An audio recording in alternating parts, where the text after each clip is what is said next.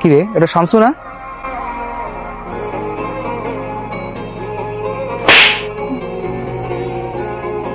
তুই নিচে নামতে নামতে এতটা নিচে নামছস, পড়াশোনা বাদ দিয়া তুই এখন রাস্তাঘাটে দাঁড়া দাঁড়া সিগারেট খেতেছস।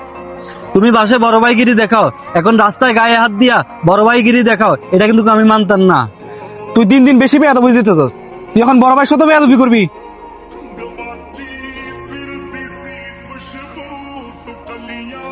আইসে বড় ভাই দেখাইতে এখানে।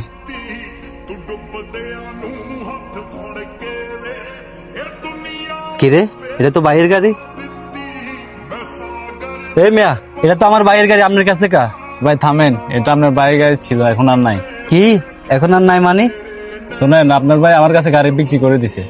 আপনি এটা কি বলতেছেন ভাই? ঠিকই বলতেছি ভাই। ভাই আপনারা গাড়িটা অনেক কষ্ট করে কিনছেন, তাহলে বিক্রি করবেন কেন? ভাই কেমনে যে কই আপনারে, আজকে আব্বা আমারও ফোন দিছে, ফোন দিয়া বলে ছোট ভাই কলেজে ভর্তি করাইব, কলেজের ফিটা পর্যন্ত নাই ভর্তির। এই জন্য পড়ালেখা বাদ দিয়া কামে ঢুকে দিবে চাইতেছে। ছোটবেলায় টাকা পয়সার জন্য আমারও পড়াশোনা নষ্ট হয়েছে, এখন আমার বাইরেও পড়াশোনা নষ্ট হইব, এটা আমি চাই না।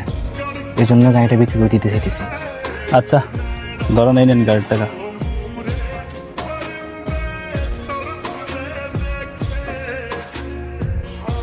ঠিক আছে ভাই, আমি বুঝতে পারিনি, মাফ করে দিয়েন।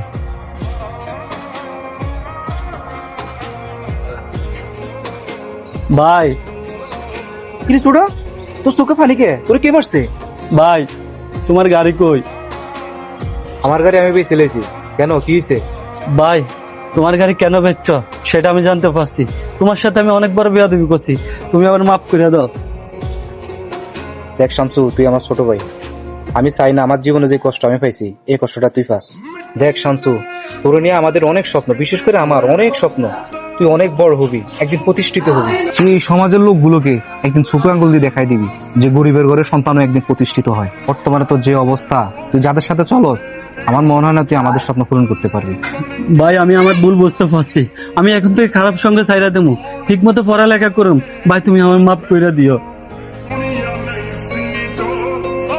ਆਵਾਜ਼ਾਂ ਆਉਣ ਲੱਗੀਆਂ ਨੇ ਪਹਾੜਾਂ